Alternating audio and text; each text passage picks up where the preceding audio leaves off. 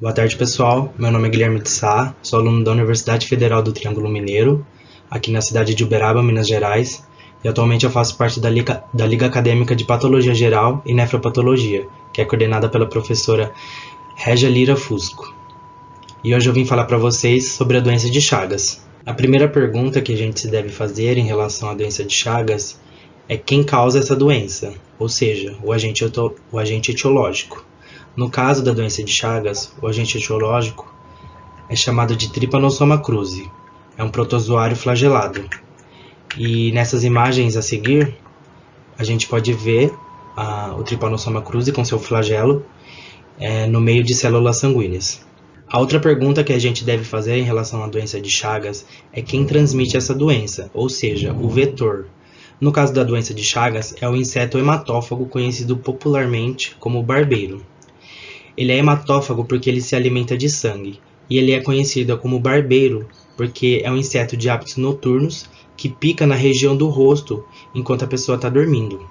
E as espécies mais importantes da doença de Chagas é o Triatoma infestans, o Panstrongelus megistus e o Rhodinus prolixus.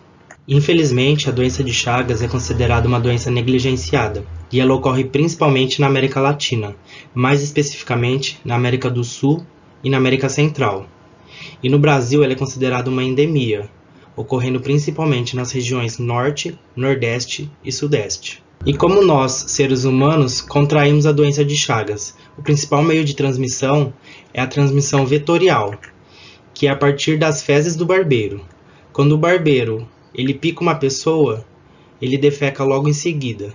E no ato de coçar, os parasitos que estão presentes nas fezes do barbeiro penetram na ferida da picada e acabam caindo na corrente sanguínea.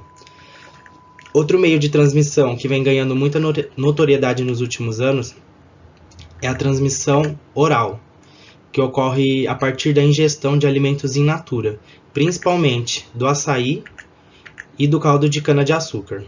Outros meios de transmissão da doença de Chagas, só que menos recorrentes, é a partir da transmissão vertical, que acontece da mãe para o feto durante a gestação, a transmissão por transfusão de sangue e a transmissão a partir de transplante de órgãos. Com relação ao Trypanosoma cruzi, ele apresenta 3 formas conhecidas. A forma de amastigotas, que é a forma replicante no homem, a forma de epimastigotas, que é a forma replicante no barbeiro, e a forma tripomastigotas, que pode ser do tipo sanguíneas e metacíclicas.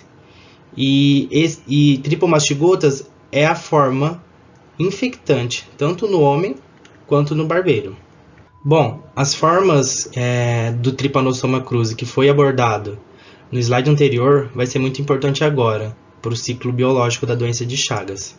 E ele se inicia quando o inseto barbeiro que está infectado, ele pica um hospedeiro não infectado. O tripomastigota metacíclico que está presente nas fezes do barbeiro entra na ferida da picada quando a pessoa coça e acabam atingindo a corrente sanguínea.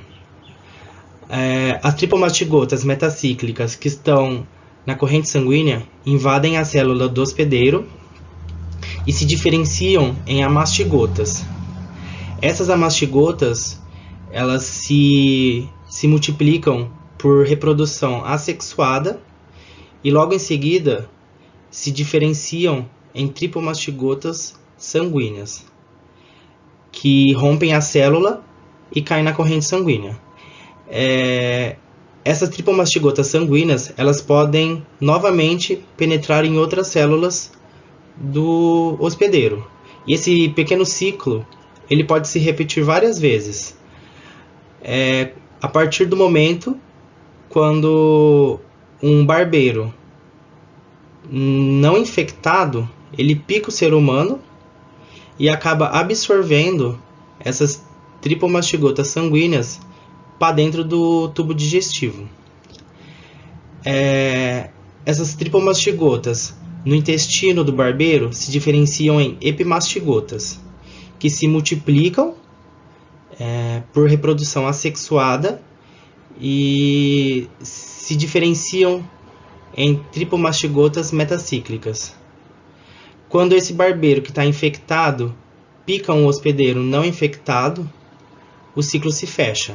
Vale ressaltar também que essas tripomastigotas que estão na corrente sanguínea, elas podem infectar, migrar para outras regiões do hospedeiro, do corpo do hospedeiro, como gânglios linfáticos, coração, sistema nervoso central e tubo digestivo. A doença de Chagas, ela pode apresentar duas fases, a fase aguda e a fase crônica. A fase aguda ocorre nos 2 primeiros meses e ela é normalmente assintomática, mas quando apresenta sintomas, o indivíduo pode ter fraqueza, mal-estar, febre prolongada, dor de cabeça. E dependendo da carga parasitária no indivíduo, ele pode apresentar ninhos de amastigotas dentro das fibras musculares. E com isso ocorre inflamação e destruição do tecido muscular, que vai ser substituído por um tecido conjuntivo rico em colágeno. E esse processo é conhecido como fibrose. E nessas imagens é possível observar esses ninhos de amastigotas nas fibras musculares. Durante a fase aguda, existem alguns sinais de porta de entrada da doença. No caso da doença de Chagas, é o sinal de Romanin e o chagoma de inoculação.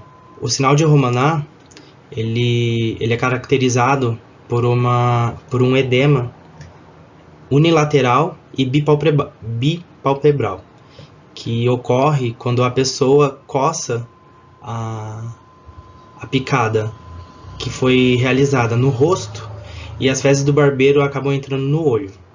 E o chagoma de inoculação é caracterizado por essa papula avermelhada, que ocorre devido a reações alérgicas por conta da saliva do barbeiro. Já a fase crônica da doença de Chagas, ela ocorre após os 2 meses de infecção e ela se dá de forma cardíaca, digestiva ou mista. A forma cardíaca, a principal cardiopatia encontrada é a cardiomegalia, que é a dilatação do coração, fazendo com que ele aumente de tamanho e volume. Outras cardiopatias encontradas nessa forma, são arritmias, alterações do ritmo de batimentos cardíacos e insuficiência cardíaca congestiva, podendo levar até a óbito. E nessas imagens a gente pode ver um coração chagásico que está com um tamanho bem maior quando comparado com um coração normal. E nessa forma, na forma cardíaca, o principal meio de tratamento é com transplante cardíaco. Já na forma digestiva, ocorre a interrupção dos estímulos que levam ao peristaltismo. E nessa forma, pode ocorrer o megacólon e o megaesôfago, que é a dilatação da porção final do intestino e do esôfago. Nesses casos, o indivíduo ele perde a capacidade do peristaltismo e da movimentação do bolo alimentar, além de ter dificuldades na deglutição. E nesses casos, podem evoluir para um caso sério de desnutrição, podendo levar até a óbito. Por último, a forma mista é quando é menos comum e ocorre quando o indivíduo apresenta tanto a forma cardíaca quanto a forma digestiva. E nessas imagens a gente pode ver o cólon de um indivíduo e o esôfago de tamanho muito aumentado quando comparado com o de uma pessoa normal. Para fazer o diagnóstico da doença de Chagas, primeiramente se deve fazer o diagnóstico clínico epidemiológico, para depois sim fazer um diagnóstico parasitológico e sorológico. O diagnóstico parasitológico ele é recomendado principalmente na fase aguda, e o sorológico é recomendado para a fase crônica. Alguns exemplos de exames parasitológicos é o exame direto a fresco, hemocultura e xenocultura. Já exemplos de diagnósticos sorológicos, temos a imunofluorescência e ELISA. Aqui são imagens à esquerda de exame a fresco, direto, e à direita da imunofluorescência. O tratamento da doença de Chagas ele é a partir do uso do medicamento benzonidazol, mais conhecido como Roxagan. E ele só tem efeito na fase aguda da doença, que é onde os parasitas vão estar livres na corrente sanguínea. E para finalizar, os métodos profiláticos mais eficazes contra a doença de Chagas é o combate ao vetor, ao inseto barbeiro, a melhoria de habitações, evitando casas de pau a pique, higiene pessoal e controle dos doadores de sangue.